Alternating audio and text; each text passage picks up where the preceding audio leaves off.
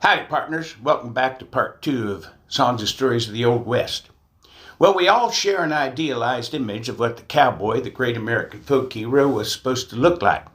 In all the stories, he's a tall, lanky young man, wide at the shoulders and narrow at the hips. Really, though, cowboys came in all sizes, shapes, and colors. And I'm living proof of that. It's been a long time since I was a tall, lanky young man. Well, the term cowboy came to us from Texas. You see, when the Civil War began in 1861, the Confederate Army needed every able-bodied man available. So the women, children, and slaves were left to run the big cattle ranches. So young boys took over the jobs that their older brothers or fathers had done before. And since they were boys that learned the roping and riding techniques used to take care of cows, they were called cowboys. After a while, everybody who herded and tended cattle was known as a cowboy.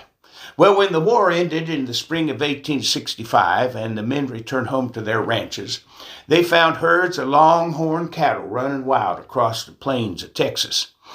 The Southern economy was in terrible condition. Confederate money really was not worth the paper it was printed on. So the Texans had only one thing they could sell to make money, and that was longhorn cattle.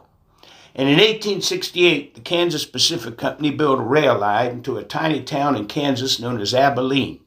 And this began the cowboy era. There were rumors that these worthless beef critters could fetch $40 to $50 a head in the East if somebody could get them there. So ranchers went on cow hunts to round up cows and stamp the brands on them and drive them north to Abilene and other railheads for shipment on livestock cars back to the slaughterhouses in Chicago. The Easterners wanted to buy beef.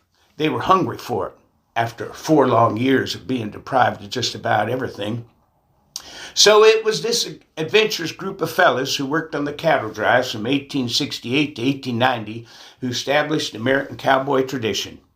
Nobody had ever driven cattle thousands of miles before. Who would want to? So it had to be fellas that could make up what they was doing as they was going along. And I got more coming up, and I'll leave you with this little piece here. Once a cowboy, always a cowboy. Your heart is always on the old trail. Stick around for some more stories and songs.